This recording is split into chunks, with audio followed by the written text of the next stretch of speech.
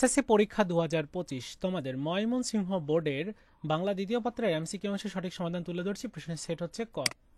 একের সঠিক উত্তর গ, দুইয়ের খ, তিনের ঘ, চারের ক, পাঁচের খ, ছয়ের সঠিক উত্তর ক, সাতের সঠিক উত্তরটা হচ্ছে খ, আটের খ, নয়ের গ, দশের ঘ, এগারোর ঘ, বারোর ঘ, তেরোর খ।